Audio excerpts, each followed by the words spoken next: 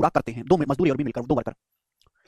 यदि ए अपनी double speed से काम करे, यानी कि ए अपनी एफिशिएंसी को डबल कर दे, if A had worked with twice efficiency as he actually did, A ने जिस एफिशिएंसी से काम किया उसकी डबल एफिशिएंसी से काम करे, B had worked with 60% of efficiency as he actually did, और बी अपनी एफिशिएंसी का 60% से काम करे, तो काम 6 दिन में पूरा होगा। कितने दिन में? 6 दिन में। तो आपसे पूछा काम को पूरा करने के लिए अकेला बी कितना समय लेगा।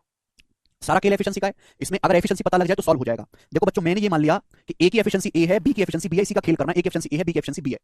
तो ए और एफिशिएंसी का मतलब होता है किसी आदमी द्वारा एक दिन में किया गया काम, पर डे वर्क। ए की एफिशिएंसी ए है, बी की बी है, तो ए और बी मिलकर एक दिन में कितना काम करते हैं जी? ये एक दिन का काम है। ए और बी पूरा काम 8 दिन में करते हैं, तो गुणा 8 कर देंगे। ये टोटल वर्क आ गया। ए और बी पूरा काम 8 दिन में करते हैं, दिस इज टोटल वर्क। ये टोटल वर्क है मेरे प्यारे भाई, ए प्लस बी मिलकर। बोला है यदि ए अपनी एफिशिएंसी को ट्वाइस कर दे, डबल। ए की एफिशिएंसी ए थी, ए से डबल हो गई 2a, 2a होगी डबल, और बी अपनी एफिशिएंसी को 60% कर दे। 60% की फ्रैक्शन वैल्यू 3/5। बी ने अपनी एफिशिएंसी को, जो जिस एफिशिएंसी से बी काम कर रहा है, एक्चुअल जो बी की एफिशिएंसी है, उसका 60% से काम अगर करे, तो बी की एफिशिएंसी है बी। अब बी का 60% कितना हो जाएगा? ये।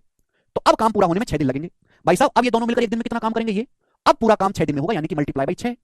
तो बच्चों समझना चाहिए कि टोटल वर्क ये भी है, टोटल वर्क ये भी है, ये भी टोटल वर्क है, ये भी सेम काम है, ये भी सेम काम है, बस करने का तरीका बदला है। ए ने अपनी एफिशिएंसी डबल कर दी, बी ने अपनी एफिशिएंसी 60% कर दी, 3/5। पहले काम 8 दिन में हो रहा था, 6 दिन में हो रहा है। ये दोनों ही टोटल वर्क है, बराबर होना चाहिए। आप बोलोगे sir this should be equal.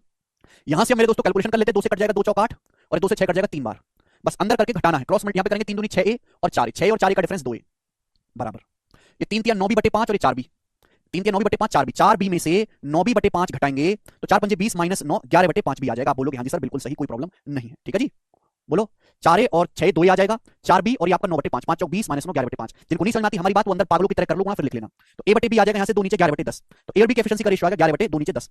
a और b की एफिशिएंसी का रेशियो, इसका मतलब अगर a की एफिशिएंसी 11 है तो b की 10 है। ए एक दिन में 11 यूनिट काम करता है तो बी एक दिन में 10 यूनिट काम करता है। ये बी की एफिशिएंसी पता चल गई, रेशियो एफिशिएंसी है। आपसे पूछे इस अकेले काम को करने में बी कितना समय लेगा, तो पहले आपको निकालना पड़ेगा टोटल वर्क। टोटल वर्क, अब ये वैल्यू चाहे आप यहां रख दो चाहे यहां रख दो, आंसर आ जाएगा। यहां इजी है। पहली लाइन देखो, ए और बी मिलकर पूरा काम 8 दिन में करते हैं, 8 दिन में। ए और बी मिलकर पूरा काम 8 दिन में करते हैं। ए और बी की एफिशिएंसी क्या है कि 11 बी की 10, ए प्लस बी की एफिशिएंसी होगी 21, 11 10 21, पूरा काम 8 दिन में कर लेंगे, हो गया टोटल वर्क 168। 21 8 168, 168 वर्क हो गया। इस काम को करने में अकेला बी कितना समय लेगा? बी मतलब ओरिजिनल एफिशिएंसी के साथ, बी की ओरिजिनल एफिशिएंसी 10 है, कितना समय लेगा? बटे 10। ये चलेगा 2 से, 2 से जाएगा मेरे दोस्तों यहां पे 84/5, और 84 को 5 से भाग देंगे, 16 सही 4/5 दिन। ए ऑप्शन आंसर है। समझ में आया?